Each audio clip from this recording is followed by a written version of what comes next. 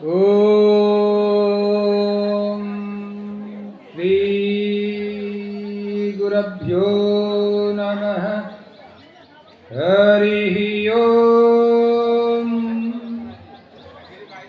सहना भवतु सहनौ भुनक्तु सह वीर्यं करवावहै तेजस्विनावधीतमस्तु मा विद्विषावहै। ओम शांति शांति शांति। हरि ओम। भद्रं कर्णेभिः शृण्वाम देवाः भद्रं पश्येमाक्षरिभिर्यजत्राः स्थिरैरङ्गैस्तुवंशस्तनुर्भिः वैशेम देवहितं यदायुः। स्वस्ति नो इन्द्रो वेदस्रवाः स्वस्ति नो पूषा विश्ववेदाः स्वस्ति नस्ताक्षरिष्टनेमि स्वस्ति नो बृहस्पतिर्दधातु। ओम शांति शांति शांति। हरि ओम। पूर्णमदः पूर्णमिदं पूर्णात् पूर्णमुदच्यते पूर्णस्य पूर्णमादाय पूर्णमेवावशिष्यते। ओम शांति शांति शांति। हरि ओम। ओम स्थापकाय च धर्मस्य सर्वधर्मस्वरूपिणे अवतार वरिष्ठाय रामकृष्णाय ते नमः। ओम जननीं शारदां देवीं रामकृष्णं जगद्गुरुं पादपद्मे तयो श्रित्वा प्रणमामि मुहुर्मुहुः। नमस्ते ज्योतिराजाय विवेकानन्दसूरये सच्चित्सुखस्वरूपाय स्वामिने तपोहारिणे। उपस्थित मंचपरी महात्मा एवं उपस्थित আকন্দবেড়িয়া গ্রামের অনুরক্ত ধর্মানুরক্ত ভক্তবৃন্দ এবং মাতৃমণ্ডলী,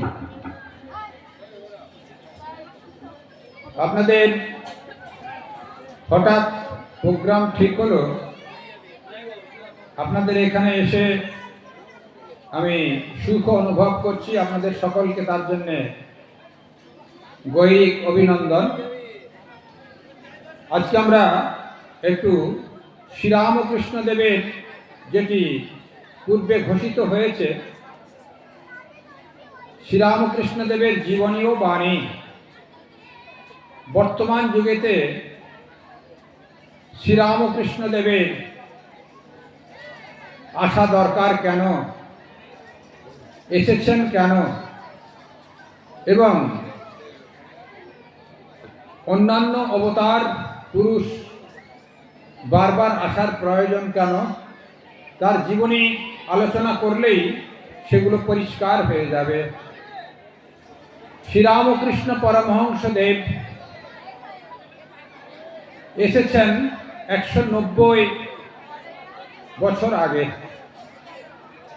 তার আগে সনাতন ধর্মেই ভগবান শ্রী চৈতন্য মহাপ্রভু আজকে এসেই আমরা হরিনাম সংকীর্তন শুনলাম, আরত্রিক হলো।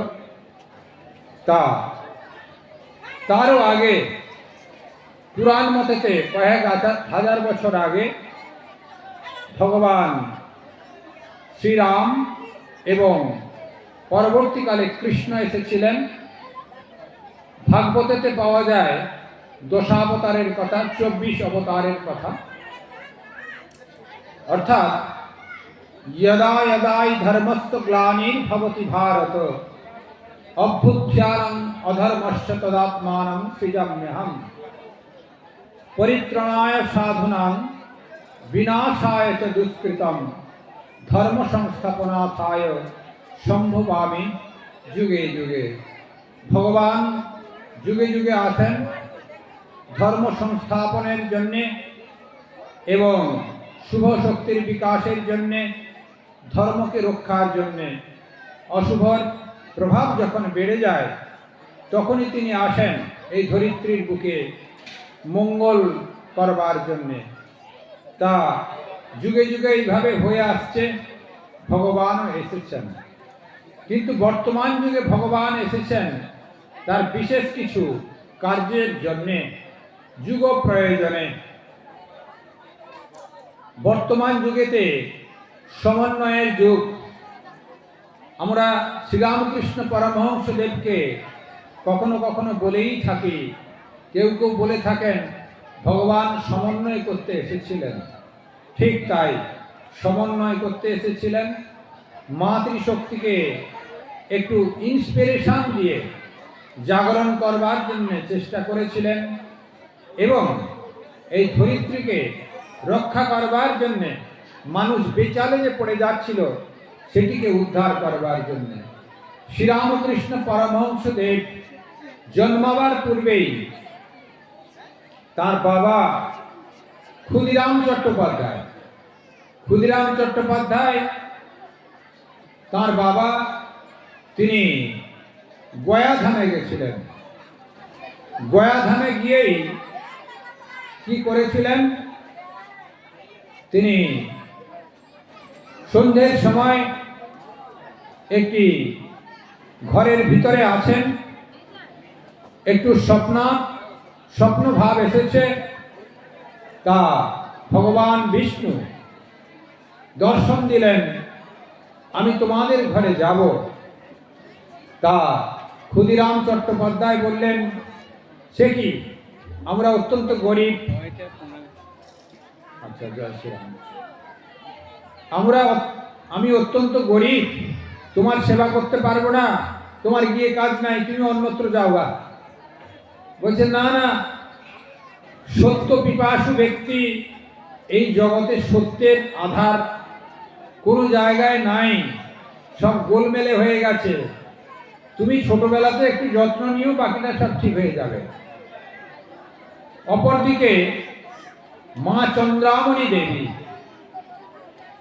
আমাদের ক্ষুদিরাম চক্রবর্তীর স্ত্রী, শ্রীরামকৃষ্ণদেবের মা চন্দ্রামণি দেবী, তিনি কামারপুকুর, যারা গেছেন দেখবেন কামারপুকুরের সামনে একটি শিব মন্দির আছে, এই যুগীদের শিব বলা হয়। তা তিনি সকাল থেকে সন্ধ্যে পর্যন্ত ওখানেই ধ্যান করতেন, পুজো করতেন। তা একদিন তিনি সমাধিস্থ হয়ে গেছেন। শিবের শক্তি যেন ওনার হৃদয়ে প্রবেশ করেছে। সন্ধ্যের সময় খুঁজে খুঁজে দেখা গেল তা তিনি সমাধিস্থ হয়ে আছেন। নিয়ে আসা হলো, আমি তো বেশ ছিলাম, শিবজি কেমন করে দিয়েছিল, আমি তো বেশ আনন্দে ছিলাম, আমাকে তুললে কেন? অর্থাৎ শিবেরও শক্তি সেখানে প্রয়োগ হয়েছে শ্রীরামকৃষ্ণদেবের উপর, অর্থাৎ তার মায়ের উপর। ঠিক শ্রীরামকৃষ্ণদেবের মা একদিন প্রচন্ড গরমে বসে আছেন, একটি লাল শরীর বিশিষ্ট, লাল মুখ বিশিষ্ট একজন এলেন, হাসে চড়া। তাকে বর্ণনা করেছেন চন্দ্রামণি দেবী হাসে চড়া ঠাকুর, অর্থাৎ ব্রহ্মা। এসে বলছেন যে আমি খুব ক্লান্ত, রোদে এসেছি, কিছু খাবার দাও। চন্দ্রামণি দেবী বললেন, দেখো আমাদের ঘরে পান্তা ভাত আছে, আমি পান্তা ভাত তোমাদের খাওয়াবো, তোমাকে খাওয়াবো, একটু পাখা নিয়ে আসি, হাওয়া করব, তুমি দাওয়ায় একটু বসো, ঠান্ডা হয়ে একটু বসো। তা চন্দ্রামণি দেবী ঘরে পান্তা ভাত আনতে গেছেন। কত সরল দেখুন, সরল আর সত্য যেখানে আছে সেখানেই ভগবান বিরাজ করেন। এমন সরল, অতিথিকে পান্তা ভাত খাওয়াবে, খাওয়ানো যায় না, অতিথিকে ভালো মন্দ খাওয়াতে হয় সেটি ভুলে গেছেন। ঘরে পান্তা ভাত ছিল, তাই খাওয়াবেন, ভগবান এসেছেন, হাতে চড়া ঠাকুর দিয়ে পান্তা ভাত, জয় রামকৃষ্ণ, পান্তা ভাত আনতে গেছেন, আর ভগবান ব্রহ্মা অদৃশ্য হয়ে গেছেন। রাত্রিতে দিব্য দর্শন হলো, আমি স্বয়ং ব্রহ্মা গেছিলাম তোমাকে পরীক্ষা করবার জন্যে, ভগবান বিষ্ণু সেখানে অবতীর্ণ হবেন, তুমি কেমন মানুষ একটু পরীক্ষা করবার জন্য গেছিলাম। দেখলাম ঠিক ঠিক ভগবান যেখানে জন্ম নেবে সেই পরিকাঠামো তৈরি হয়ে গেছে। অর্থাৎ শ্রীরামকৃষ্ণ আবির্ভাবের আগেই তিনি সমন্বয় সাধন করেছেন, সমন্বয় সাধনের ঘরেই তিনি জন্মগ্রহণ করেছেন। ব্রহ্মা, বিষ্ণু এবং মহেশ্বর তিন শক্তি একাধারে ভগবান শ্রীরামকৃষ্ণ রূপে আবির্ভূত হয়েছেন। আমাদের সনাতন ধর্মের ভিতরে প্রচুর মতদ্বন্দ্ব দেখা যায়। বৈষ্ণবদের সঙ্গে শাক্তের, শাক্তের সঙ্গে শৈবের, শৈবের সঙ্গে গণপত্যের, সূর্যের, এই বৈষম্য থাকে। বৈষম্যের ভিতরে একত্ব শ্রীরামকৃষ্ণদেব করেছেন, এবং একত্ব প্রয়োজন ছিল বলে এই সমন্বয় সাধনের জন্য ব্রহ্মা, বিষ্ণু, মহেশ্বর তিন শক্তি একসঙ্গে মিলিত হয়ে এসেছেন। আর একটি কথা বলি, এই দত্তাত্রেয়, আমরা অনুসূয়ার গর্ভে দত্তাত্রেয়কে দেখেছি, এখন যেন শ্রীরামকৃষ্ণদেব, আমার মনে হয় সেই দত্তাত্রেয় পুনরায় আবির্ভূত হয়েছেন। তিনিও ব্রহ্মা, বিষ্ণু, মহেশ্বর একাধারে ত্রিশক্তি নিয়ে এই তিনজন ভগবান একসঙ্গেই জন্মগ্রহণ করেছিলেন। তা ভগবান এসেছেন সমন্বয় করবার জন্যে। আমরা বাস্তব জগতে দেখেছি তার সাধন ভজন, অর্থাৎ আগেকার অবতার নির্দেশ দিয়েই ক্ষান্ত ছিলেন। বর্তমান এই যুগে প্রয়োজন সত্যনিষ্ঠা, তার সঙ্গে সঙ্গে একাগ্রতা, তার সঙ্গে সঙ্গে প্র্যাকটিক্যাল সাধন ভজনের প্রয়োজন। সাধন ভজন দেখানোর জন্যে তিনি নিজেই সাকার এবং নিরাকার দুই মূর্তির তিনি উপাসনার ব্যবস্থা করলেন। সাকার উপাসনা দিয়ে শুরু করলেন মা কালী। গঙ্গার তীরে, আমরা সকলেই জানি, গঙ্গার তীরে তিনি বালির উপরেই নাক ঘষতেন। কেমন ব্যাকুলতা দেখুন, ব্যাকুলতা ছাড়া তাকে পাওয়া যাবে না। নাক ঘষতেন সকাল থেকে সন্ধ্যে, সন্ধ্যে থেকে সকাল হয়ে যেত। ওই জল, কখনো কখনো বৃষ্টিও পড়তো, হুঁশ থাকতো না। আমায় দেখা দে মা, আমায় দেখা দে। অর্থাৎ মা সন্তুষ্ট হয়ে সেই দেখা দিলেন, তিনি নাচলেন, মা হাততালি দিলেন, আবার মা নাচলেন, তিনি হাততালি দিলেন। নাড়ু খাইয়ে দিচ্ছেন, এটা ভালো নাড়ু, খা মা খা, নিজে আবার খেয়ে নিচ্ছেন। মা ছেলেকে আপন বোধ না হলে ওই একটু ভাত নিজে খেয়ে ছেলের মুখে গুঁজে দেয়, এমনটি মা আপন বোধ না হলে হয় না।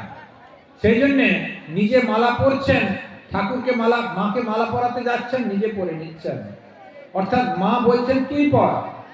অর্থাৎ আমাদের সাধন ভজনের একটা স্টেজ।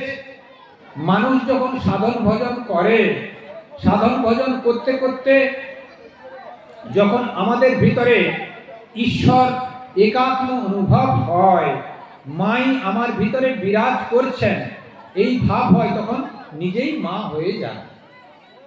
সেই জন্যে শ্রীরামকৃষ্ণদেব সাকার উপাসনা অর্থাৎ কালীর উপাসনা করতে করতে মাই হয়ে গেছিলেন। সেই জন্যে আমাদের সারদা দেবী, শ্রীরামকৃষ্ণদেবের পত্নী সারদা দেবী, তিনি কখনো কখনো বলতেন কালী গো কালী, অর্থাৎ সারদা দেবী শ্রীরামকৃষ্ণদেবকে কালী বলতেন। এ অন্য কিছু নয়, স্বামী রূপে খুব কমই দেখতেন, কালী বলতেন। অর্থাৎ যার যিনি সাধন করেন সেই সত্তা প্রাপ্ত হয়। আমরা যদি ভগবানের শরণাপন্ন হই, ভগবানের সত্তা আমরা অবশ্যই পাব। কিন্তু হ্যাঁ, নিষ্ঠা থাকতে হবে, সত্যপরায়ণ হতে হবে, এবং যা কিছু পরিকাঠামো সত্যকে বেশ করে হয় তা আমাদের ভিতরে তৈরি করতে হবে, নচেৎ ভগবান বিরাজ করবেন না। এইটুকু একান্ত দরকার। সেই জন্যে প্রত্যেকে আমরা চেষ্টা করব সত্যকে ধরে রাখার জন্য। এখন গ্রামাঞ্চলে দেখবেন একটা দৃষ্টান্ত আমার মনে পড়লো, বলি, এটি ঘটনা ঘটেই থাকে। হয়তো অনেক দেনা পাওনা হয়ে গেছে, পাওনা নয়, দেনা হয়ে গেছে। সকালে ভোরে ভোরে ধরবার জন্যে কতকজন লোক এসে গেছে এক এক করে। এই বাবু আছেন, আমার টাকা নেওয়ার জন্য আজকে দেখছিল। হয়তো তার স্ত্রী জানেন ঘুমোচ্ছে, হয়তো বাবু ঘুমোচ্ছে, ছেলে হয়তো আছে, তাকে বলে দেবে, এই বলে দে তো তোর বাবা ঘরে নাই। তা দেখুন, প্রথমে উঠেই তাকে মিথ্যে শেখানো হচ্ছে, মিথ্যে আচরণ শেখানো হচ্ছে। তা ছেলে হয়তো প্রতিবাদ করে বসলো, কেন বাবা তোই ঘুমোচ্ছে, তুমি না বলে দিচ্ছে যে মা। অর্থাৎ আমাদের প্রথম দিনের প্রথমেই ঘুম ভাঙার সঙ্গে সঙ্গে মিথ্যা দিয়ে শুরু হয়ে যাচ্ছে। তাহলে আমাদের জীবন কি করে সফল কাম হবে বা ভালো হবে? সেই জন্যে আমাদের মিথ্যাকে, অপলাপকে, খারাপ কথাকে পরিহার করতে হবে, বর্জন করতে হবে সম্পূর্ণরূপে। জীবনের সঙ্গে সত্যকে একাত্মভাবেতে পরিচালনা করতে হবে, তাহলে আমরা ভালো হতে পারবো। তা এটি আমাদের ঘরে ঘরে প্রায় দেখা যায়। এটিকে আমাদের একটু পরিবর্তন করতে হবে। তা শ্রীরামকৃষ্ণদেব সাকার মূর্তি সাধন করলেন। সাকার মূর্তিকে মায়ের দর্শন হবে হবে করছে, দর্শন হচ্ছে না। বলছেন কি গো, তোমাকে আমি দেখতে পাচ্ছি মনে হচ্ছে, আবার দেখা যাচ্ছে না, তুমি কেমন তোর মা? তা ব্যাকুল হয়ে তোমাকে ডাকছি, তা তুমি আমাকে দেখা দিচ্ছ না, গন্ধ পাচ্ছি তুমি এখানে ঘোরাঘুরি করছো। বলছে দেখ, তা শাস্ত্রতে জানিস না, গুরু না হলে, সদ্গুরু না হলে ঈশ্বরের সন্দর্শন হয় না। বলছে সে কি, গুরু আমি কোথায় পাবো? বলছে সব ঠিক হয়ে যাবে গা, সব ঠিক হয়ে যাবে গা। তা ইতিমধ্যে বেনারস থেকে ভৈরবী ব্রাহ্মণী এলেন। তিনি সত্যি সত্যি ব্রাহ্মণী, যিনি ওই ঈশ্বর অনুরাগী নয়, 64 তন্ত্রে সাধন ভোজন করে তিনি একবারে যেন জ্যান্ত কালী হয়ে গেছিলেন। তিনি এসে বললেন, আমি তোমাকে সাধন ভজন শিখাবো। বলছে বেশ, তো আমার মা বলে দিয়েছে তুমি আসবে। তা তিনি 64 তন্ত্রের সাধন করালেন। তা 64 তন্ত্রের সাধন মানুষের এক জীবনে সম্ভব হয় না। এক একটি সাধন করতেই এক একটা জীবন চলে যায়। আর ভৈরবী ব্রাহ্মণী 3 কি 7 দিনের ভিতরে 64 তন্ত্রের এক এক করে সাধন করিয়েছেন, অঘরী সাধনও করিয়েছেন। আর সেই সুন্দরী মেয়ে কোলে বসিয়ে কাম জাগ্রত না হয়েও তিনি সমাধিস্থ হয়ে গেছেন, তেমন সাধনও করিয়েছেন। তা তিনি সমাধিস্থ হওয়ার পরে ভৈরবী ব্রাহ্মণী পণ্ডিত সমাজ ডাকলেন। ডেকে শ্রীরামকৃষ্ণদেবকে বললেন, দেখো এর সমস্ত লক্ষণ, এ অবতার পুরুষ, আমি পণ্ডিত সমাজ ডেকে প্রমাণ করব। আর শ্রীরামকৃষ্ণদেবের তা রসদদার ছিলেন মধুর বাবু, রানী রাসমণি ছিলেন কিন্তু রানী রাসমণির পরবর্তীকালে মথুর বাবু তাঁর জামাতা তিনি ঠাকুরের দেখভাল করতেন এবং রানী রাসমণি কালীবাড়ির সমস্ত ভার বহন করতেন, দেখভাল করতেন। তিনি পণ্ডিত সমাজকে ডাকলেন। পণ্ডিত সমাজ সমস্ত লক্ষণ পুঙ্খানুপুঙ্খ করে যাচাই করে তিনি বললেন, হ্যাঁ, এ অবতার পুরুষ, এর নাম যে রাম, যে কৃষ্ণ, এর নাম রামকৃষ্ণই হোক। তবে মতান্তরে আছে রামকৃষ্ণ নামটা তার পূর্ব আশ্রমের নাম ছিল, কারণ ভগবান শ্রীরামকৃষ্ণের বাবাও রামচন্দ্র ছিলেন, আর এরকম তার পূর্বপুরুষের রামজি সমস্ত নাম ছিল। এর আগেও আপনার রামেরই বেশি অনুষ্ঠান হতো। চৈতন্য মহাপ্রভুর আসার পরেই কৃষ্ণের অনুষ্ঠান বেড়েছে, আগে রামের অনুষ্ঠান বেশি হতো। ইভেন এইখানে আপনার মাটিয়ারিতে মুখার্জি বাড়ির কন্যাকার শুনেছি আমি, রামের মূর্তি আছে, নিত্য বিগ্রহ সেবা হয়। পূর্বে অনেক জায়গায় রামেরই পুজো হতো। তাই তখনকার দিনে ভালো ভালো যারা আধ্যাত্মিক ব্যক্তি নিজেকে ভাবতেন বা সমাজ মানত, তাদের সব রাম দিয়ে যেন নাম শুরু হতো। তাই রামকৃষ্ণ নাম হয়তো তার পূর্বে থেকেই ছিল। তাকে ভৈরবী ব্রাহ্মণী স্বীকৃতি দিয়েছিলেন।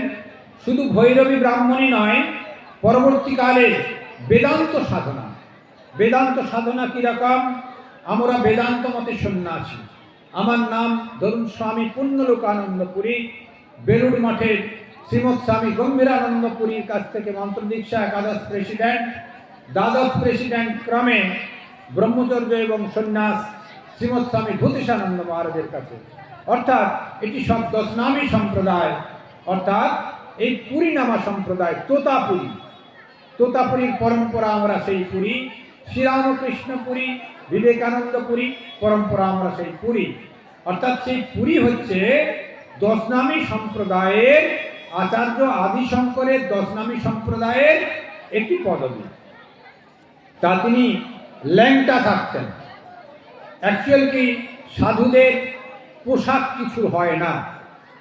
সন্ন্যাসীরা সমস্ত ত্যাগ করে, অগ্নি সাক্ষী করে ঈশ্বরে সব সমর্পণ করে দেন এবং অগ্নি সদৃশ একটি পোশাক ধারণ করা হয়, সেটি হচ্ছে গেরুয়া পোশাক। কিছু একটা সমাজে থাকতে হলে ধারণ করতে হবে, তাই গেরুয়া পোশাক, অগ্নি সদৃশ পোশাক, গেরুয়া পোশাক, তার কোনো দোষ নাই সেই পোশাকে, সেই জন্য সেই পোশাকই ধারণ করা হয়। সেরকম আমাদের তোতাপুরী এসে শ্রীরামকৃষ্ণদেবকে বেদান্ত সাধনা শিখালেন। বেদান্ত সাধনা, শ্রীরামকৃষ্ণদেব মায়ের ভক্ত, সাকারের ভক্ত, তা নিরাকার কি করে হবে? তোতাপুরী বললেন, আমি এসব তোমার সাকার মূর্তি মানি না, আমি নিরাকার পছন্দ করি, ওই বেদান্ত মতে সাকার চলে না। বলছে, সে কি গো, আমি মাকে জিজ্ঞাসা করে আসি, তা তুমি যদি যা বলো তাই হবে। তিনি মায়ের কাছে জিজ্ঞাসা করতে গেলেন। কালীমা বললেন, কালীমায়ের সঙ্গে অহরহ কথা বলতেন। এরকম সাধক খুবই কম পাওয়া যায়। এক রামপ্রসাদকে শোনা গেছিল, তারপর শ্রীরামকৃষ্ণদেব। তা তিনি বললেন, হ্যাঁ, মা মত দিয়েছে, এটিও একটি পথ, এটিও একটি পথ। তা সেই জন্যতে তোতাপুরী তাকে বেদান্ত মন্ত্রে দীক্ষা দিলেন, সমাধিস্থ করলেন এবং হোমযজ্ঞ করে সমস্ত কিছু বিষয় বাসনা আক্ষরিক অর্থে ত্যাগ করলেন। কিন্তু শ্রীরামকৃষ্ণদেব বললেন, আমি তো আমার মা নহবতে থাকে, আমি যদি গেরুয়া পড়ি, আমি মায়ের ছোট ছেলে, আমাকে খুব ভালোবাসে, বাবা ছোটবেলায় মারা গেছে, মা খুব কষ্ট পাবে, আমি গেরুয়া নিতে পারবো না। এই পোশাকে কি তোমার মন্ত্র চলবে? বলছে, হ্যাঁ, তোমার ক্ষেত্রে চলবে, তোমার তো মন্ত্রটা বাইরে দেওয়া হবে, তোমার ভেতরে সব পরিপূর্ণ হয়ে গেছে। তাহলে ঠিক আছে, তাহলে অসুবিধা কিছু নাই। তা শ্রীরামকৃষ্ণদেব সাদা পোশাকেই সন্ন্যাস নিয়েছিলেন, এক্সেপশনাল। গেরুয়াতে সন্ন্যাসের পরে আমাদের গেরুয়া পরতে হয়, শ্রীরামকৃষ্ণদেব গেরুয়া পরেননি, এক্সেপশনাল, অথচ সন্ন্যাসী। সেই জন্য কেউ কেউ বলেন তিনি গৃহীরও ভগবান, আবার সন্ন্যাসীরও ভগবান। তা সেটিও সমন্বয় করেছিলেন। তা যাই হোক, সাকার মূর্তি এবং নিরাকার, এই নিরাকারের যে সাধন, তিনি দীর্ঘ 40 বছর তোতাপুরি সাধন করে মাত্র 3 দিনে শ্রীরামকৃষ্ণকে সমাধিস্থ করেছিলেন, অর্থাৎ শ্রীরামকৃষ্ণদেব সমাধিস্থ হয়েছিলেন। ঘরে তালা লাগিয়ে দিয়ে তিনি পাহারা থাকতেন, আর তার ধ্যান ভাঙেনি। এই করতে করতে 6 মাস কেটে গেছিল। আর 6 মাসের ভিতরে অযোধ্যা থেকে এক রামায়ণ সাধু এসে শ্রীরামকৃষ্ণদেবের সেই সমাধি অবস্থাকে তিনি একটু নাড়া দিয়ে দিয়ে তাকে ভোজন করাতেন, শরীরটাকে ধরে রাখবার জন্য। তার কার্য সাধন হবে। তা এই সমাধি 6 মাস ধরে সমাধি কোনো আচার্য বা অবতার বা সাধকের হয়নি, এক শ্রীরামকৃষ্ণদেবের হয়েছিল। আর সেই সমাধি অবস্থায় পায়রা মাথায় বাসা বেঁধে, মাথায় ঘুঘুতে বাসা বেঁধেছিল।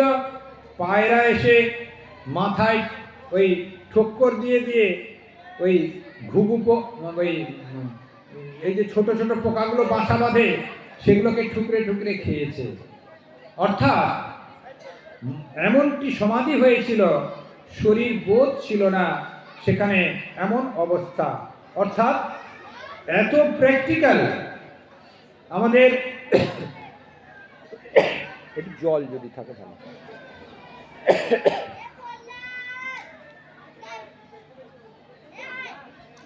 তা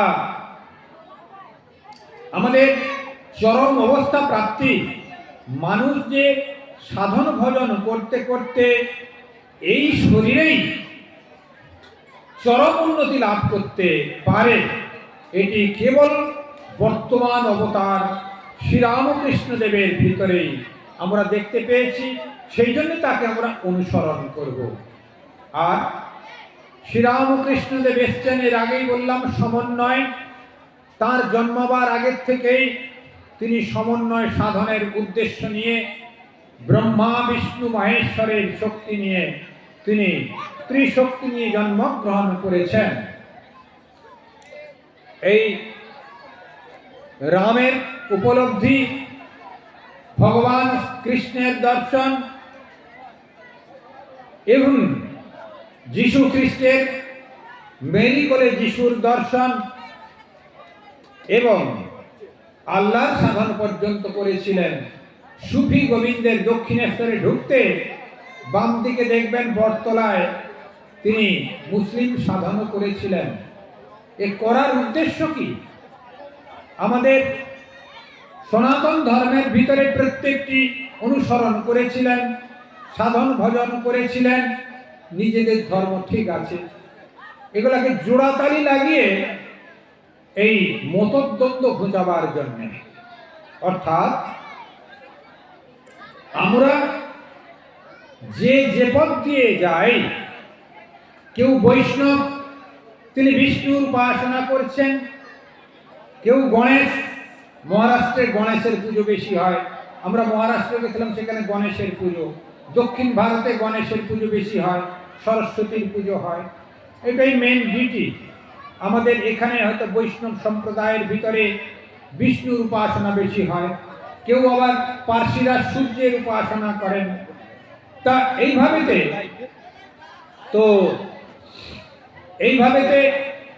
যে যার উপাসনা করুক না কেন, তা যে যার উপাসনা করুক না কেন, কেন্দ্রবিন্দু একটাই থাকবে। কেন্দ্রবিন্দু একটাই থাকবে, যেটি কিনা ঈশ্বর উপলব্ধি। শ্রীরামকৃষ্ণদেব সেই জন্য বললেন, যে পাশ দিয়ে যাও না কেন, মত পথ আলাদা হলেও উপলব্ধি এক হবে। কথা বোঝা গেল কিনা? সেই জন্যে শ্রীরামকৃষ্ণদেব আমাদের ভিতরে এই মতদ্বন্দ্ব বা ঝগড়া ঘুচাবার জন্য এসেছিলেন যে যে মতেই চলো না কেন ঈশ্বর উপলব্ধি করলে এক বস্তুর মধ্যে লীন হতে হবে। কিরকম দৃষ্টান্ত দিয়েছিলেন? একটি পুকুর আছে, সেই পুকুরের অনেকগুলি ঘাট আছে। হিন্দুরা জল নিতে গিয়ে একটি ঘাট দিয়ে যাচ্ছেন, বলছেন আমি জল নেব। আরেকটি ঘাট দিয়ে কেউ নেবে, বলছেন আমি অ্যাকোয়া নেব। আরেকটি ঘাট দিয়ে একজন বলছে আমি পানি নেব। আরেকটা ঘাট দিয়ে একজন বলছে আমি ওয়াটার নেব।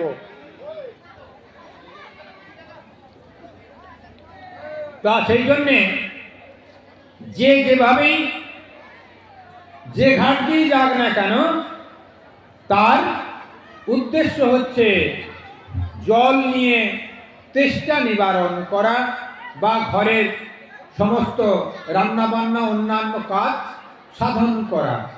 নেওয়া হচ্ছে, উদ্দেশ্য হচ্ছে জল। কিন্তু ওই মোদ আর পদ আলাদা, ঘাট আলাদা, আর লোকটা আলাদা, কিন্তু উদ্দেশ্য হচ্ছে জল। কথা বোঝা গেল কিনা? আমরা যে যে পাশ দিয়ে সাধন ভজন করি, আত্ম উপলব্ধি করার দিকে এগিয়ে যাব যদি নিষ্ঠা আর বৈরাগ্য থাকে, সততা থাকে। সেই জন্যে বর্তমান অবতার পুরুষ শ্রীরামকৃষ্ণদেব সমন্বয় সাধন করেছেন। সেই জন্যে বর্তমান যুগ হচ্ছে শ্রীরামকৃষ্ণদেবের ভাবধারার যুগ। শ্রীরামকৃষ্ণদেবকে অনুসরণ বা শ্রীরামকৃষ্ণ কথামৃত পাঠ এবং শ্রীরামকৃষ্ণদেবের ভাবধারায় চললে আমরা অবশ্যই তার পদ অনুসরণ করলে আমরা অবশ্যই সার্থকতা লাভ করতে পারবো, ভালো হতে পারবো। এবার সেকেন্ড পয়েন্টে যাই।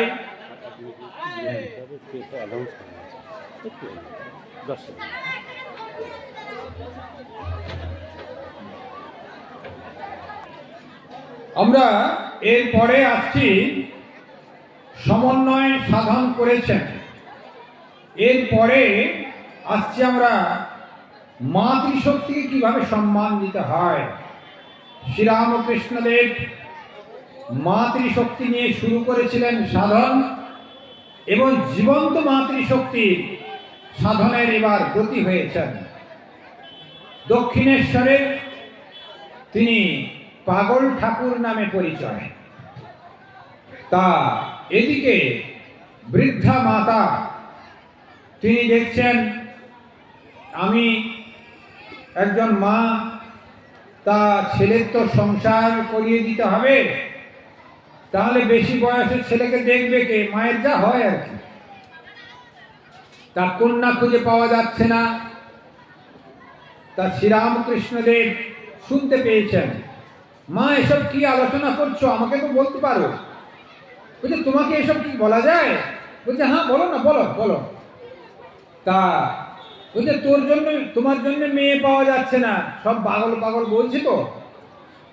বলছে আমাকে বিয়ে করতে হবে নাকি? সে তো মেয়ে আমার জন্মগ্রহণ করেছে জয়রামবাটিতে, আমার নামে কুটো বাঁধা হয়ে আছে, ও কোথাও বিয়ে ওর হবে না, আমার জন্যই সে এসেছে গা। তুমি ওখানেই চলে যাও, রামচন্দ্র মুখুজ্জের ঘরে যাও, একটি ছোট্ট মেয়ে জন্মগ্রহণ করেছে, সে আমার জন্যই জন্মগ্রহণ করেছে।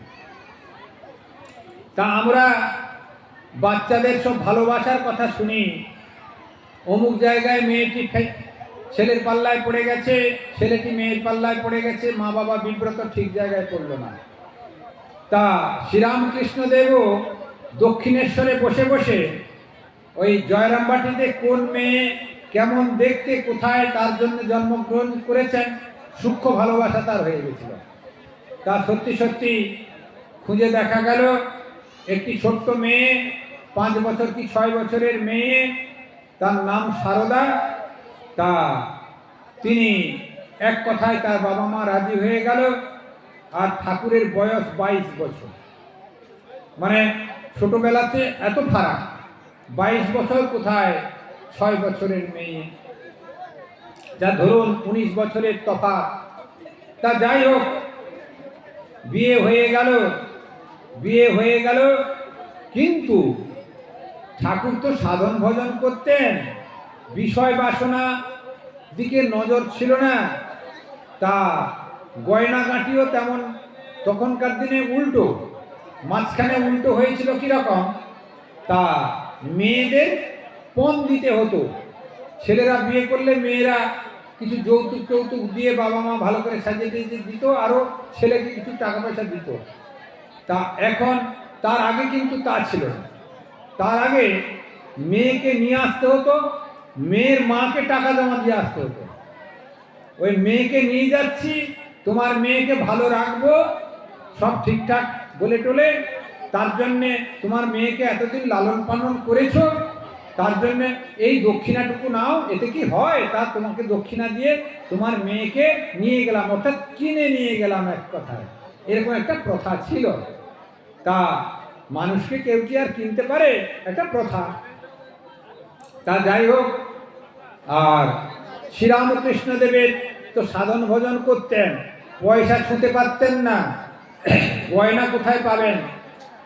লাহাবাবুদের ঘর থেকে গয়না নিয়ে সারদা দেবী ছোট্ট মেয়েকে সাজিয়ে টাজিয়ে শ্বশুর বাড়িতে নিয়ে এসছেন। আর শ্বশুর বাড়িতে নিয়ে আসার পরেই কামারপুকুরে, তা দুদিন যেতে না যেতেই লাহাবাবুরা এসে বলছেন, কই গয়নাগুলো নিয়েছিল, এবার ফেরত দাও। এখন বাচ্চা মেয়ের কাছ থেকে গয়না কি করে খোলে? ঠাকুরের মা বলছেন, আমি বাচ্চা মেয়ের গলা থেকে কিছু খুলতে পারবো না, কত সুন্দর মেয়েটি, ওর গা থেকে গয়না কি করে খুলি? আর শ্রীরামকৃষ্ণদেব বললেন, কি বলছো বলো তো? বলছে, তোর সারদার জন্য তো গয়না পরিয়ে নিয়ে আসা হয়েছে, ওগুলো সব ওরা চাইতে এসছে কি? বলছে, আমি সব ঠিক করে দেবো, ও রাত্রিতে যখন ঘুমিয়ে যাবে তা সব খুলে দেবো। তা গয়না নিয়ে কি হবে? ও গয়নার জন্য আসেনি, মেয়ে মানুষ একটু গয়না ভালোবাসে ঠিকই, ওকে গয়না মুক্ত করলেই ভগবানের দিকে মন যায়। মেয়েরা গয়নাতে বদ্ধ হয়ে গেলে আর ভগবানে মন দিবে না গা। তা সে রাত্রিতে ঘুমিয়ে যাওয়ার পরে গয়না সব খুলে ওই জগতের বন্ধন মুক্ত করে দিলেন। ওই 2-3 দিন পরেই বন্ধন মুক্ত, গয়নাগাটি মুক্ত করে দিলেন। তবেও পরবর্তীকালে গয়না কিন্তু ঠাকুর করে দিয়েছিলেন একটি। তিনি রামচন্দ্র এবং সীতা দেবীকে দর্শন করেছিলেন, প্রসঙ্গক্রমে বলে রাখছি। সীতা দেবীকে দর্শন করেছিলেন, অশোক কাননে সীতা দেবী বসে আছেন, দুটি ডায়মন্ড কাটা বালা, সোনার বালা দুটি ছিল সীতা দেবীর হাতে, ডায়মন্ড কাটা বালা তিনি দর্শন করেছিলেন। চেরি বৃন্দ আছে, তার মাঝখানে সীতা দেবী বসে আছেন, দুটি ডায়মন্ড কাটা বালা। ওই দর্শন শ্রীরামকৃষ্ণদেবকে অনুপ্রাণিত করেছিলেন। তিনি বললেন, সারদা তো স্বয়ং সীতা দেবী, তাহলে অলংকার ছাড়া তো থাকতে নাই, আমি মাস্টার মশাইকে বলে দুটো ডায়মন্ড কাটা বালা করিয়ে দেব গা। তা পরবর্তীকালে আমাদের শ্রীরামকৃষ্ণদেব অর্থ ছুঁতে পারতেন না ঠিকই, মাস্টার মশাইকে বলে দুটো ডায়মন্ড কাটা বালা করে দিয়েছিলেন। এখনও ছবিতে দেখা যায় দুটো ডায়মন্ড কাটা বালা মায়ের হাতে আছে, স্বর্ণবালা। তা এই দুটো বালা, পরবর্তীর যে ঘটনাটা আগে আমি বলে দিচ্ছি আপনাদের, শ্রীরামকৃষ্ণদেবের স্থূল শরীর যাওয়ার পরে সারদা দেবী এই কাশীপুর উদ্যানবাটি আছে জানেন, কেউ যদি গিয়ে থাকেন জানবেন, তার পাশেই ঠিক কাশীপুর মহাশ্মশান আছে, সেখানে শ্রীরামকৃষ্ণদেবের নশ্বর শরীর দাহ করা হয়েছিল।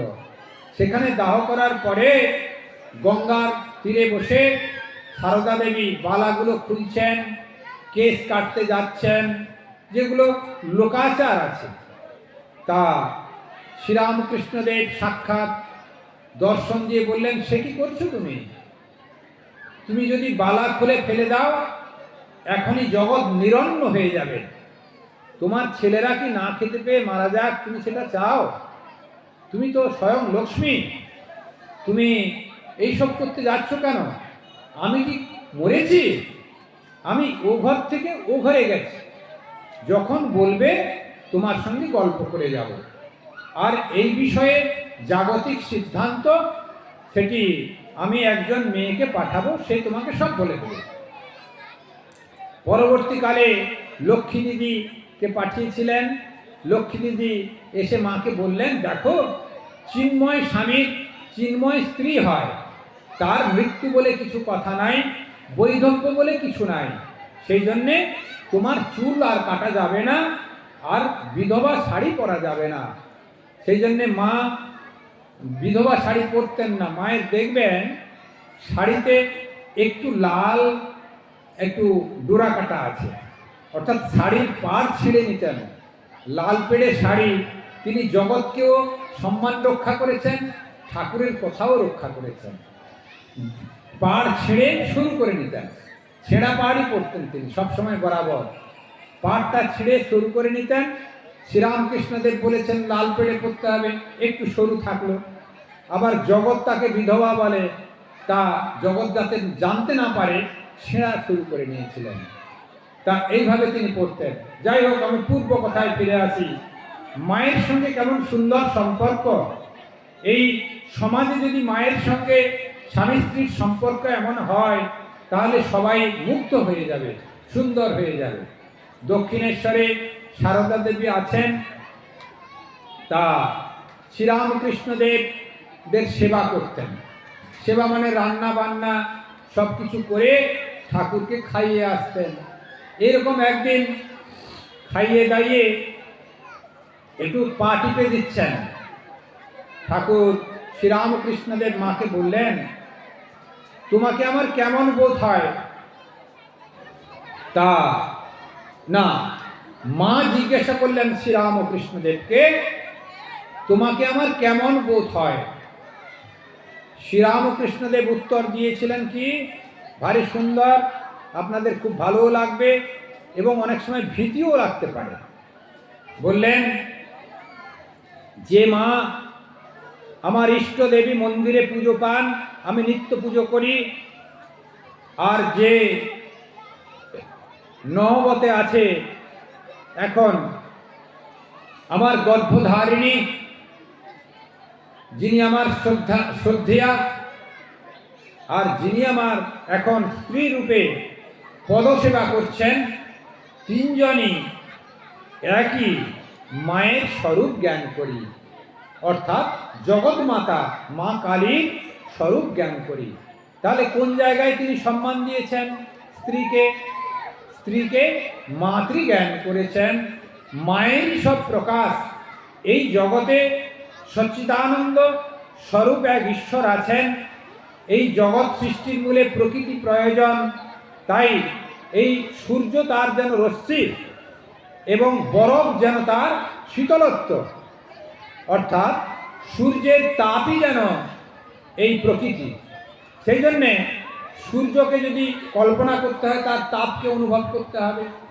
সেই জন্যে প্রকৃতি হচ্ছে জগৎ পরিচালনা করেন।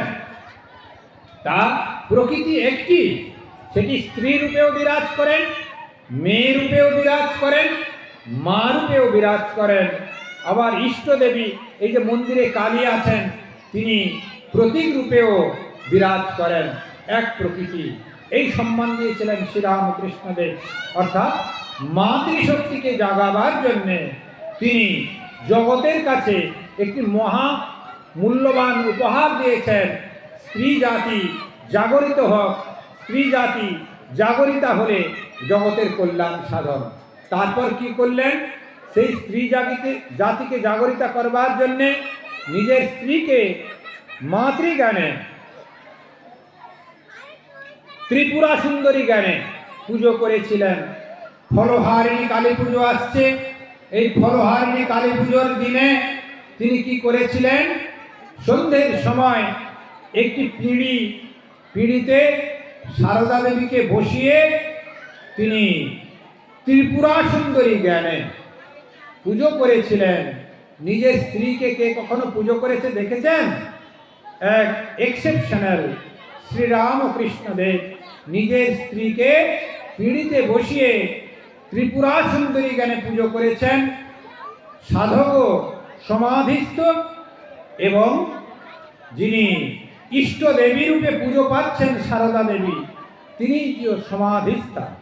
তারপর কি করলেন, সারা জীবনের তপস্যার যে ফল, যে জপমালা আমরা জপ করি জপমালা দিয়ে, সেই জপমালায় তিনি জপ করতে করতে তারপর সারদা দেবীর চরণে সমর্পণ করেছিলেন। হে বালে, হে তপস্বিনী, হে তুমি তোমার হৃদয় উৎসাহ করে, হৃদয় প্রসারিত করে জগতের সকলের কল্যাণ সাধন করো। হে বালে, হে ত্রিপুরা সুন্দরী, তুমি জগতের কল্যাণ সাধন করো, দিয়ে প্রণাম করলেন এবং সমাধি ভঙ্গ হলো। অর্থাৎ মাতৃশক্তিকে জাগাবার জন্যে তিনি এই নিজেই তিনি সারদা দেবীকে পুজো করে গেলেন। তা আমাদের স্ত্রীকে পুজো নাই বা করি ঘরে ঘরে, কিন্তু অত্যাচার যেন না করি। তা স্ত্রীরাও স্বামীর প্রতি শ্রদ্ধাশীল হবেন। ঘরের ভিতরে একটি বাতাবরণ তৈরি হবে, যে বাতাবরণ স্বামী স্ত্রী ছেলে মেয়ে সবাইকে এক কাট্টা করবে। সেই জন্য আমি কখনো কখনো বলি, তোমরা সকলেই একটি গুরু মানে কুলগুরু নয়, সন্ন্যাসী গুরুর কাছ থেকে মন্ত্র দীক্ষা নেবে। মন্ত্র দীক্ষা নিয়ে সাধন ভজন করবে, ঝগড়াঝাঁটি ঘর থেকে আপনি পালিয়ে যাবে। সন্ধ্যের সময় সবাই বসে এক জায়গায় জপ করতে হয়, এনভায়রনমেন্ট সুন্দর পরিবেশ তৈরি হয়ে যায়। আবার একটি বই কথামৃত শ্রীরামকৃষ্ণদেবের একটা কথোপকথন আছে, সে বই একটি করে পাতা, বেশি নয়, একটি করে পাতা একজন পড়বেন, সবাই বসে শুনবেন, তা মনের অশান্তি সব আপনি চলে যাবে। মানুষ অর্থ রোজগার করে, দিয়ে টাকা জমায়, করুক, প্রয়োজনের মতো করুক। অতিরিক্ত পয়সার জীবন ক্ষণস্থায়ী, এই আছে এই নাই, এটা শুনছেন। ওরাও বৈষ্ণবরাও বলে, সব শাস্ত্রেতে একই আছে, এই জড় জগতে, এই মর জগতে এই শরীর কোনোদিন থাকবে না, সূক্ষ্ম শরীরও থাকবে না, স্থূল শরীর তো থাকবেই না। সেই জন্যে আমরা রোজগার করি, তা কিছু ব্যয় করতে হবে, অল্প কিছু সঞ্চয়ও করতে হবে, যেহেতু জেনারেশন তৈরি হয়েছে। বাকিটা তীর্থ ভ্রমণ, গুরুর আশ্রমে দান বা বিভিন্ন জায়গায় সেবা কার্য। কেউ ছেলেপুলে খেতে পাচ্ছে না, কারুর বই টইর অভাব আছে, একটু স্বাস্থ্যের উন্নতির জন্যে যারা শিক্ষার দিক দিয়ে স্বাস্থ্যের দিক দিয়ে পিছিয়ে আছে, তাদের যদি আমরা একটু দান করি, তাতে দেখা যাবে যে হৃদয় আনন্দে উদ্বেল হয়ে গেছে, যেসব জড়ত্ব আমাদের ভিতরে ছিল সব কেটে যাবে। তাই এটা প্রসঙ্গক্রমে বললুম, অবতার পুরুষ এই সবগুলো ঠিক করবার জন্যে আসেন। শ্রীরামকৃষ্ণদেব এই মাতৃশক্তিকে জাগরিত করলেন, কিন্তু ভবিষ্যৎকে তো ধরে রাখতে হবে। ভবিষ্যৎকে ধরে রাখার জন্যে কি চাই? নিজের সাধন ভজন অপরের উপর স্প্রেড করা চাই, মানে দেওয়া চাই। যেমন ঘরের সম্পত্তি বাবা করলে বাবার অবর্তমানে ছেলে পায়, সেই রকম আধ্যাত্মিক সম্পত্তি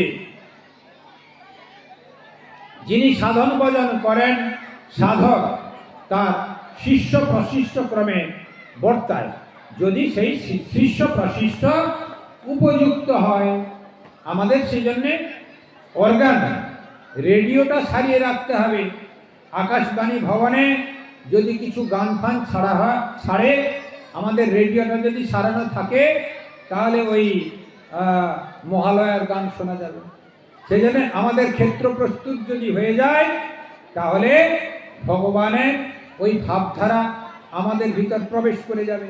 তখন আমরা ওই মিতব্যয়িতা হব এবং মিতব্যয়িতার সঙ্গে সঙ্গে দানশীল হব, তার সঙ্গে সঙ্গে আধ্যাত্মিক সম্পত্তিও পাব। এগুলো তো বাইরের সম্পত্তি, যেগুলো নিজেরা নিজেরা রোজগার করি আর চলে যায়, থাকে না, সেগুলো বাইরের সম্পত্তি। আর আধ্যাত্মিক সম্পত্তি যেটা গুরু পরম্পরা ক্রমে আসে, সেটা জন্ম জন্মান্তরে থাকবে। এই জন্ম থেকে অন্য জন্মেও যাবে। ভগবান শ্রীকৃষ্ণ গীতামুখেও তাই বলেছেন অর্জুনের প্রশ্নের উত্তরে, যে আমরা যদি সাধন ভজন করতে করতে আমাদের যদি শরীর চলে যায়, যদি ঈশ্বরের উপলব্ধি না হয়, আমরা কি ওই ছিন্ন মেঘের মতো ঘুরে বেড়াবো? ভগবান উত্তর দিয়েছিলেন, তা নয়, তোমরা ধনীকুলে জন্ম নেবে।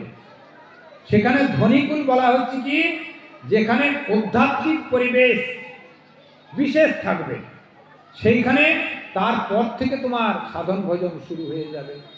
সেই জন্যে আমরা যারা আধ্যাত্মিক জগতে প্রবেশ করতে ইচ্ছুক বা প্রবেশ করেছি, সাধন ভজন করছি বা আনন্দের ফোয়ারা পেয়েছি, নাই পেলেও চেষ্টা করছি, তাদের কিন্তু কাজ করা থাকছে।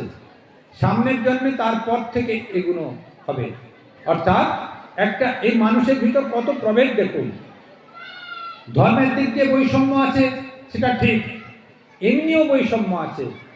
এই গুণত্রয় এমনভাবে সৃষ্টি হয়েছে, এই তম আর রজ আর শতগুণ, এই তমগুণের মানুষ প্রায়ই যেন পশু জন্ম থেকে প্রথম মনুষ্য জন্মে এসছে। তাদের আচরণ দেখলেই আপনারা বুঝতে পেরে যাবেন। মার কাঠ দাঙ্গা নিয়েই পড়ে থাকে। তারপরে একটু দেখবেন একটু সেবাভাব পছন্দ করে, রজগুণের প্রভাব। তা আরেকটি মানুষ দেখা যায় সবসময় সাধন ভজন অন্তর্মুখী, মানুষের কল্যাণ করতে চায়, নিজের খাওয়া হোক না হোক অপরকে খাওয়াতে চায়। এগুলো খুব ঊর্ধ্বমুখী ভাবনা। এগুলো যেন সত্য মার্গে প্রবেশ করেছে। এগুলো আমরা সমাজে প্রায়ই দেখতে পাই, হয়তো জানতে পারি না কোন কোন স্তরে আছে, আমাদের অর্গান কোনটা খোলা নাই বলে। কিন্তু সে আমাদের এই সমাজেও বৈচিত্র্য থাকবে। বৈচিত্র্য থাকলেও আমাদের ভেতরে উন্নতি সাধন করবার চেষ্টা করতে হবে, তাহলে সেটি সমাধান হয়ে যাবে। তা আমাদের এই সমাজে আধ্যাত্মিক রাজ্যের স্প্রেড করবার জন্য শ্রীরামকৃষ্ণদেব তার সন্ন্যাসী শিষ্যদের তৈরি করলেন। নরেন্দ্রনাথাদি অন্যান্য সকলকে, এরকম 16 জন ঠাকুরের মতান্তরে 17 জন ঠাকুরের পার্ষদ ছিল ঈশ্বরকোটি সমেত। শ্রীরামকৃষ্ণদেব দায়িত্ব দিয়ে গেছিলেন নরেন্দ্রনাথকে। নরেন্দ্রনাথ প্রথমে তো ব্রাহ্ম সমাজে ছিলেন, তিনি নিরাকারবাদী ঋষি স্বয়ং এসেছেন। তা শ্রীরামকৃষ্ণদেব সুরেন্দ্রনাথ মিত্রের ঘরেতে নরেন্দ্রনাথের দেখা পান। তা সুরেন্দ্রনাথ মিত্রের ঘরে দেখা পেয়ে নরেন্দ্রনাথ বললেন, আমি একটি গান করব। বলি, তুমি বাবা একটু গান করো। তিনি প্রথমে গান শুনিয়েছিলেন মন চলো নিজ নিকেতনে ব্রহ্মসঙ্গীত। ঠাকুর সমাধিস্থ হয়েছিলেন, সেই প্রথম সাক্ষাৎ। বললেন, তুমি দক্ষিণেশ্বরে যেও। দক্ষিণেশ্বরে এলেন।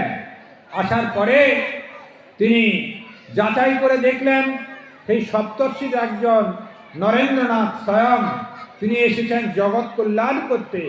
জগৎ কল্যাণের জন্য তিনি এসেছেন। শ্রীরামকৃষ্ণদেব তাকে নিয়ে এসেছেন সপ্তর্ষির ঘর থেকে। তা কাশীপুর উদ্যান বাটি এলো, সাধন ভজন শেষ হলো। কাশীপুর উদ্যান বাটিতে কাশীপুর উদ্যান বাটিতে তিনি গেছেন।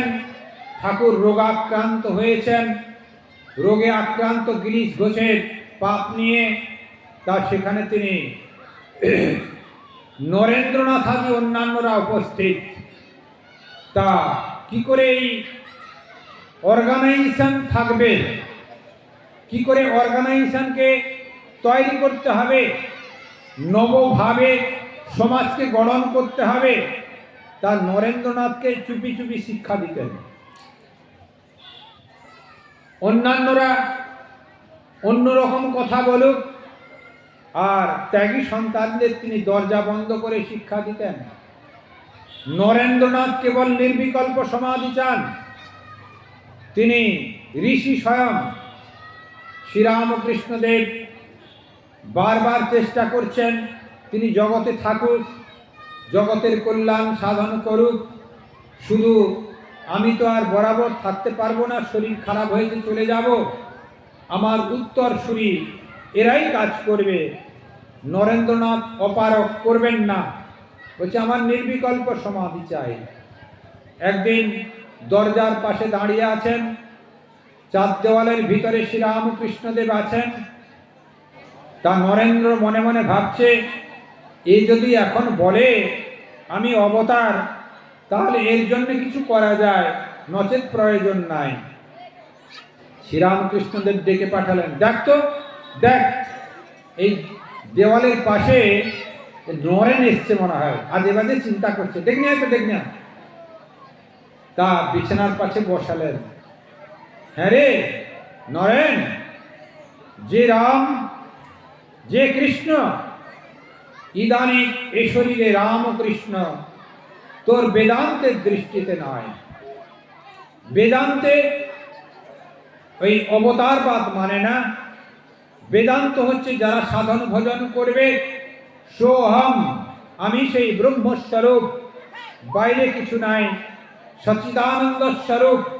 তিনি সচ্চিদানন্দকে লাভ করেন, ঈশ্বরের অনুভূতি লাভ করেন, মহাত্মা বনে যান। কিন্তু জগতের কল্যাণের প্রশ্ন সেখানে আসুক না আসুক কোনো বিষয় নয়, মহাত্মা হয়ে যান, পুজোবান, ঈশ্বরের চলন্ত বিগ্রহ। সন্ন্যাসীকে বলা হয় ঈশ্বরের চলন্ত বিগ্রহ। সেই জন্যে কেউ যদি তীর্থ ভ্রমণ না করে, সময় পায় না বা যেতে পারে না, সন্ন্যাসী দর্শন করলে তার তীর্থ ভ্রমণের ফল হয়। সন্ন্যাসীকে উপঢৌকন দান করলে হাজারো ভিখারিকে দান করার ফল পায়। তা একদিন ভোজন করলে সাধুনাং দর্শনং পুণ্য, পর্শনং পাপনাশনং, আলাপনং সর্বতীর্থঞ্চ, সম্ভাষণং বা ওই সাষ্টাঙ্গং মোক্ষদায়কম, দণ্ডবত প্রণাম করলে মোক্ষ লাভ হয়। এটি চলন্ত বিগ্রহ বলা হয়। সেই জন্যে উপনিষদ বলছে মহাত্মা, আর এদিকে ভাগবত বলছে অবতার পুরুষ। সেই জন্যে অবতার আসেন অবতরণ করে জগৎকে কিছু কল্যাণ করবার জন্য। নরেন্দ্রনাথকে বললেন, যে রাম যে কৃষ্ণ, ইদানিং এ শরীরে রামকৃষ্ণ, তোর বেদান্তের দৃষ্টিতে নয়। তুই, আমি তোকে যা কিছু উপলব্ধি করেছি, তোকে দিয়ে আমি ফতুর হচ্ছি, তা দিয়ে একটি কাগজ আনলেন। ঠাকুর হয়তো লোকে মূর্খ বলে, কিন্তু ঠাকুরের হাতের লেখা ছিল ভারী সুন্দর। এখনো চণ্ডী লিখেছেন ঠাকুর শ্রীরামকৃষ্ণদেব, তালপাতায় তখন লেখা হতো, এখনো রক্ষিত আছে, দেখবেন মিউজিয়ামে, এটা ওটা মুক্তোর মতো লেখা আমরা দেখেছি। তা তখনকার দিনে পাঠশালায় পড়া, কিন্তু তো লেখা ছিল মুক্তোর মতো সুন্দর, একবারে চকচক চকচক করছে। তা তিনি লিখে দিলেন, নরেন শিক্ষে দিবে ঘরে বাইরে। আর ঘরে বলতে পারতেন না, ঘুরে, ঘুরে মানে ঘরেই হবে। ঘরে মানে ভারতবর্ষে, আর পাশ্চাত্য দেশে, অর্থাৎ ভারতের বাইরে সনাতন ধর্মকে এবার প্রচার করবে নরেন্দ্রনাথ, ভারতবর্ষে এবং ভারতবর্ষের বাইরে। নরেন শিক্ষা দিবে ঘরে এবং বাইরে। সেই জন্য শ্রীরামকৃষ্ণদেব বলতেন, তোরা বক্তব্য দিতে যাচ্ছিস, বক্তৃতা দিতে যাচ্ছিস, চাপরাশি পেয়েছিস, চাপরাশি অর্থাৎ ঈশ্বর উপলব্ধি করেছিস, তোরা যে লোক শিক্ষা দিতে যাচ্ছিস। এই শ্রীরামকৃষ্ণদেব নরেন্দ্রনাথকে চাপরাশি দিয়ে গেছিলেন, জগতের কল্যাণ সাধন করবার জন্য চাপরাশি। ওই চাপরাশি ছাড়া মানুষের কার্য হয় না। কতজন ওঠে, কতজন চলে যায়। এই নরেন্দ্রনাথকে শ্রীরামকৃষ্ণদেব বলছেন, তা দেখ, এই কেশবচন্দ্র সেন লেকচার দিচ্ছে বহু জায়গায়, কিন্তু আমাকে মা দেখিয়ে দিয়েছে এগুলো সব গেড়া ডোবা, আর তুই দিঘির মতো, এরা সব চুনো চাঁদা, তুই মাছের ভিতরে রুই।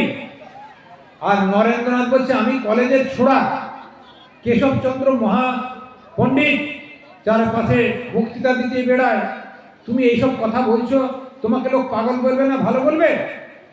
বলছে না রে না, মা দেখিয়ে দিয়েছে, তুই বড় হবি, এসব কোথায় চলে যাবে, মা বলে দিয়েছে আমাকে সব, সনাতন ধর্ম তুই প্রচার করবি, ওরা সব কোথায় চলে যাবে। এখন বাস্তব জগতে তাই। সেই চিকাগো বক্তৃতার পরেতে এই সনাতন ধর্মকে পুনঃপ্রতিষ্ঠা করেছেন স্বামী বিবেকানন্দ। তার আগের থেকেই ব্রাহ্ম সমাজ থেকে আরম্ভ করে অন্যান্য সবই যেন ম্লান হয়ে গেছে। কেশবচন্দ্র সেনের এখন নামই খুঁজে পাওয়া যায় না।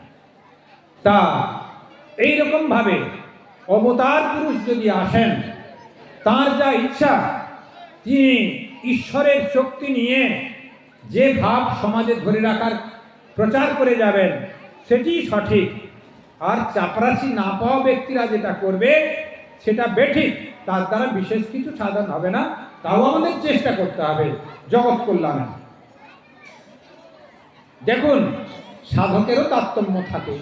বড় সাধক তার মতো করুক, আমরা ছোট ছোট সাধক তো হতে পারি। ছোট খাটো সাধক হয়ে ঈশ্বরের উপলব্ধি করার চেষ্টা করেও ঈশ্বরের উপলব্ধি যে চেষ্টার মাধ্যম, সেই মাধ্যমগুলো কি আছে? কর্ম, ভক্তি, জ্ঞান, যোগ। সেই মাধ্যমগুলোকে স্বামীজিকে দিয়ে শ্রীরামকৃষ্ণদেব শিক্ষা দিলেন। কীরকম? সমন্বয়, সেটি একটি সমন্বয়। বেলুড় মঠের একটি মনোগ্রাম, প্রত্যেক বইতে, এই বইতে এখান থেকে দেখা যাবে না, একটি চিত্র দেওয়া থাকে, আমি বলে দিচ্ছি মুখে। তা সেখানে একটি মনোগ্রাম আছে, প্রতীক, প্রতীকে একটি সাপ ঘুরানো আছে, ফনা তোলা, তারপরে ভিতরে জল আছে, তা পদ্ম আছে, হাঁস আছে, সূর্য আছে। এটা একটি প্রতীক। এই প্রতীকের অর্থ হচ্ছে কি? এই জলরাশি, অর্থাৎ ভিতরে ভাইব্রেটিং ওয়াটার, অর্থাৎ এই তরঙ্গায়িত জল, সলিল রাশি, জলরাশি, মানে জল নাচছে, ওই একটু ভাইব্রেশন হচ্ছে, তা সেটা কর্মের প্রতীক বলা হয়েছে। আর পদ্ম ফুটে আছে, ভক্তির প্রতীক। সূর্য, উদীয়মান সূর্য বলা হয়েছে, জ্ঞানের প্রতীক। আর সাপ হচ্ছে যোগের প্রতীক। আমাদের ধর্মের ভিতরে চারটি পথ: কর্ম, ভক্তি, জ্ঞান, যোগ। সেই জন্য শ্রীরামকৃষ্ণদেব নরেন্দ্রনাথের মাধ্যম দিয়ে শিক্ষা দিয়েছেন। কেউ যদি একটাকে অবলম্বন করেও এগোতে পারে, কেবল যোগকে সে পাবে, কেউ ভক্তিকে সে পাবে, কেউ নিষ্কাম কর্ম। এই যে এতক্ষণ আমি বলেছিলাম টাকা পয়সা রোজগার করেছো, সেটি সৎ কাজে। কেউ বই কিনতে পারেনি, তাকে বই কিনে দাও, ঈশ্বর জ্ঞানে। গরিবের বই কিনে দিচ্ছি না, এ ভগবানের ছেলে একটু পড়ার জন্য চেষ্টা করছে, পাচ্ছে না, আমি তার উপকার করলাম, ভগবানকে উপকার করলাম। এইটি জ্ঞান করতে হবে, তবে তার নিষ্কাম কর্ম হবে। কেউ রোগী দেখার, একটা রোগী পড়ে আছে, তাকে কিছু সাহায্য করা, তা এগুলো সবই ভগবানের ছেলে হিসেবে, বা ভগবান আমার কাছে এসেছে দরিদ্র বেশেতে, সেইভাবে হেল্প করতে হবে, সাহায্য করতে হবে। তা এটা নিষ্কাম কর্ম, এটি জলরাশির প্রতীক, কর্মের প্রতীক। এইভাবে কর্ম, ভক্তি, জ্ঞান, যোগ। যোগ হচ্ছে রাজযোগ। রাজযোগ হচ্ছে আমাদের শরীরে 7টি চক্র, 6টি চক্র আছে। এই কুলকুণ্ডলিনী থেকে সহস্রার পর্যন্ত 6টি চক্র আছে। ওই যোগের মাধ্যম দিয়ে চক্রকে ভেদ করতে করতে সহস্রাতে গেলে মানুষ সমাধিস্থ হয়ে যায়। তা যে কোনো একটি পথ অবলম্বন করুক, বা এই 4টি পথ অবলম্বন করেও তিনি পরমাত্ম সন্দর্শন করবেন। হংস প্রতীক, হংস প্রতীক মানে হচ্ছে কি একটি হাঁস, মনোগ্রামের ভিতরে একটি হাঁস দেওয়া আছে। এটি শ্রীরামকৃষ্ণদেব নরেন্দ্রনাথকে বলে গেছিলেন, তুই একটি অর্গানাইজেশন করবি, যে অর্গানাইজেশনের ভিতর দিয়ে কর্মভক্তি জ্ঞানযোগ সমস্ত ধর্মের যেসব ব্যক্তিরা আছে সবাই স্থান পাবে। সেই জন্য আমাদের রামকৃষ্ণ মঠ মিশনে এই সনাতন ধর্মের সমস্ত ব্যক্তি আনাগোনা করে, যাওয়া আসা করে। এই সনাতন ধর্ম ছাড়া অনেক মুসলমান সাধু, মুসলমান শরীর নাই, এখন বেদান্ত মতে ব্রাহ্মণ হয়ে করানো হয়েছে। ব্রাহ্মণের কেবল অধিকার সন্ন্যাসের, অন্যের অধিকার নেই সন্ন্যাসের। তাই ব্রাহ্মণ করিয়ে সন্ন্যাস দিয়েছেন। বেলুড় মঠে অনেক মুসলমান শরীরের সন্ন্যাসীও আছে, খ্রিস্টান অনেক শরীরের সন্ন্যাসী আছে, আবার শিখ সব সম্প্রদায়ের আছে। তো শ্রীরামকৃষ্ণদেবের এই যে উদার ভাব, সেখানে সবাই প্রবেশ করতে পারে, সাধন ভজন করে সবাই মোক্ষের দিকে এগিয়ে যেতে পারে। সেই জন্যে আমি আশা করব তা আপনারা প্রত্যেকেই শ্রীরামকৃষ্ণদেবের মত পথ অনুসরণ করে এগিয়ে যাবেন। তো আমি কি এখানে শেষ করে দেবো নাকি? 1 ঘন্টা 6 মিনিট হলো, আর 10 মিনিট বলবো, না হয় শেষ করে দেবো। তা এইভাবেতে আমাদের শ্রীরামকৃষ্ণদেবের মত আর পথকে অনুসরণ যদি আমরা করতে পারি, এই জগতে আমাদের সমাধান, জীবনের সমাধান হবে বলে আমি আশা করি। তা শ্রীরামকৃষ্ণদেব জগতে এসেছেন, তার অমূল্য বাণী সব দিয়ে গেছেন। সেই বাণী দু একটি আমি আলোচনা করতে পারি আপনাদের সামনে। তার জীবনী একটু আপনাদের কাছে তুলে ধরল। এই জীবনী সাধন ভজন তার শিষ্য পরম্পরা ক্রমে বয়ে আসছে বেলুড় মঠ তার দৃষ্টান্ত। আমরা বেলুড় মঠের সন্ন্যাসী, আমরাও কখনো কখনো মন্ত্র দীক্ষা দিয়ে থাকি, তবে ঠিকভাবে দেয় বেলুড় মঠের ভাইস প্রেসিডেন্ট এবং প্রেসিডেন্ট। আর আমরা যেহেতু বাইরে থাকি, আমরাও কিছু কিছু দীক্ষা দিই, উপযুক্ত আধার মনে করলে দীক্ষা দিই। যারা ঠাকুর স্বামীজিকে ভালোবাসবেন, বিশেষ করে ধর্মপথে এগোনোর চেষ্টা করবেন, সৎপথ অবলম্বন করে থাকতে চেষ্টা করবেন, তাদের আমরা চেষ্টা করি উন্নতি করবার জন্য আধ্যাত্মিক জগতে। তা শ্রীরামকৃষ্ণদেবের বাণী দু একটি আপনাদের সামনে আমি তুলে ধরছি।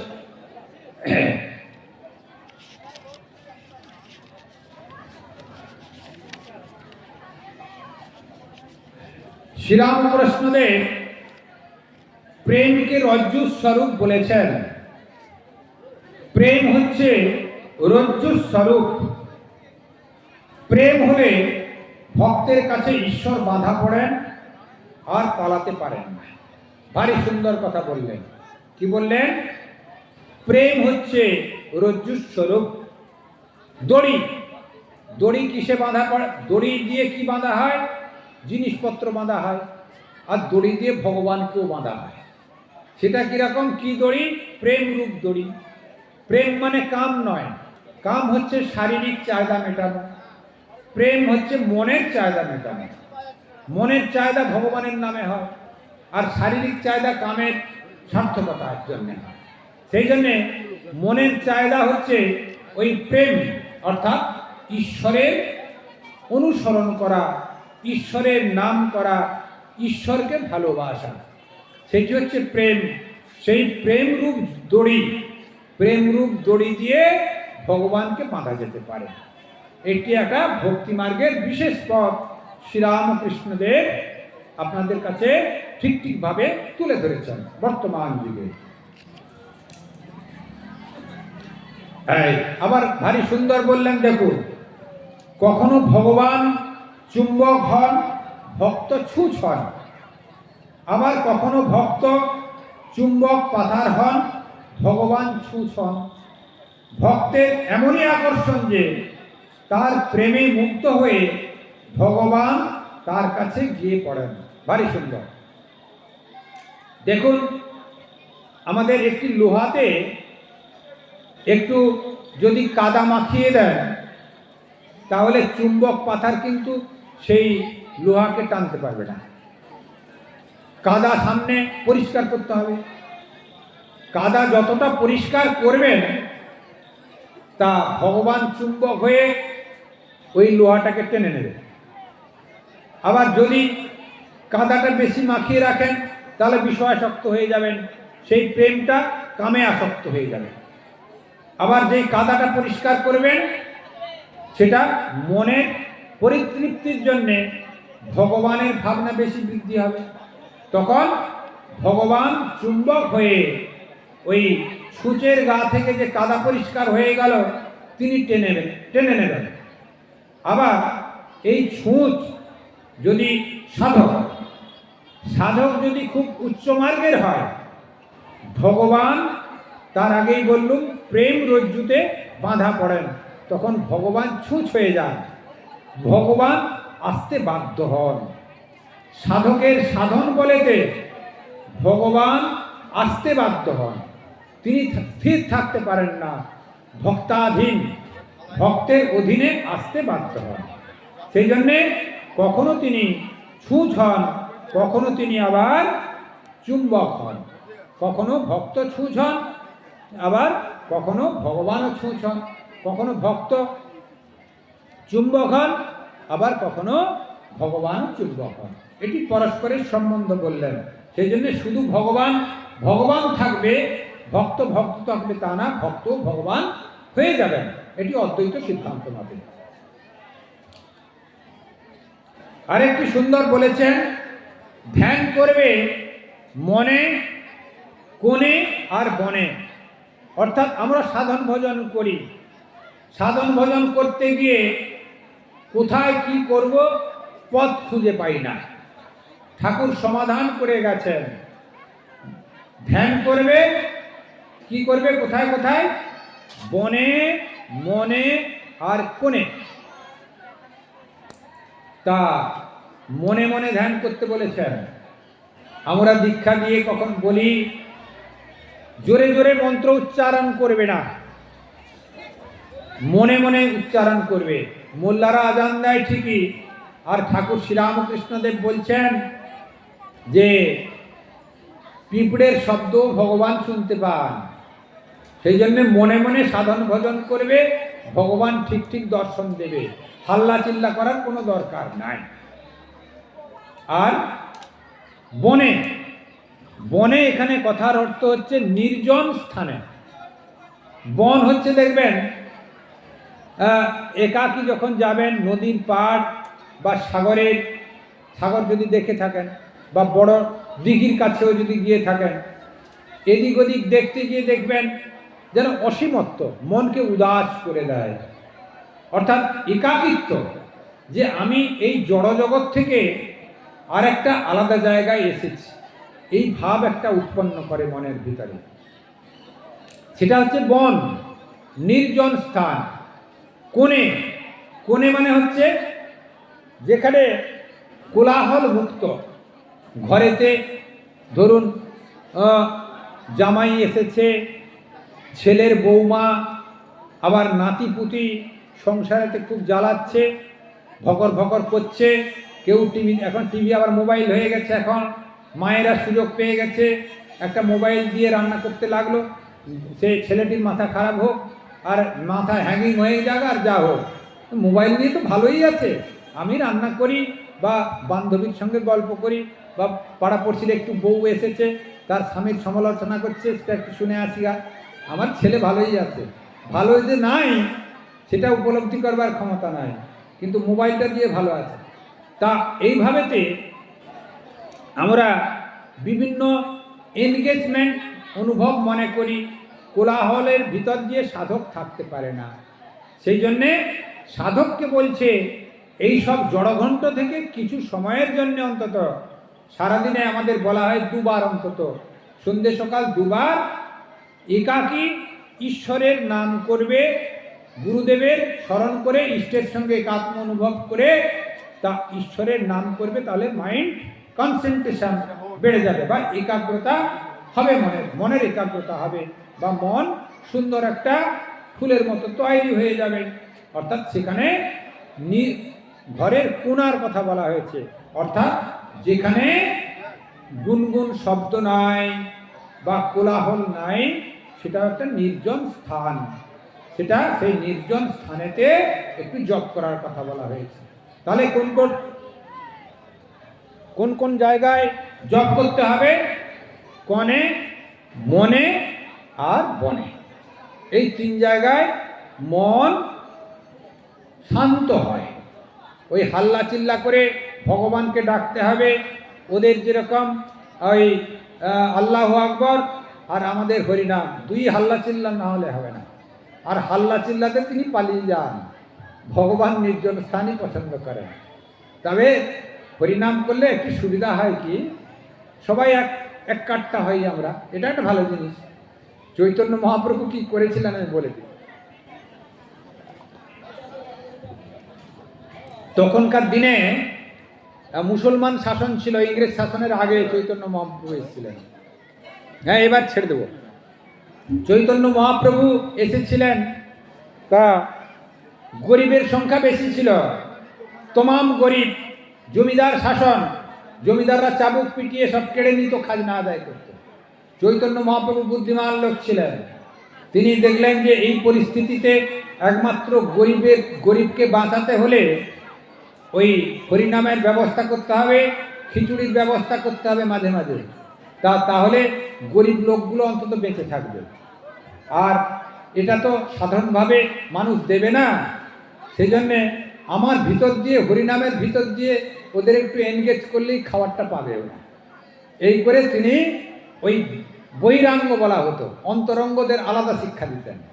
বহিরঙ্গে হরিনাম, ওই হরিনাম করে একটু জড়ো হলে, খিচুড়ি হলো, তাতে গরিবদের একটু একবার এক কাট্টাও হলো, সমস্ত হিন্দু সনাতন ধর্ম এক কাট্টাও হলো, একজন বসে একসঙ্গে বসে একটু পরিতৃপ্তি হোক। ভগবানের প্রসাদ যাই হোক, পরিতৃপ্তি সবাই পায় আশা করি।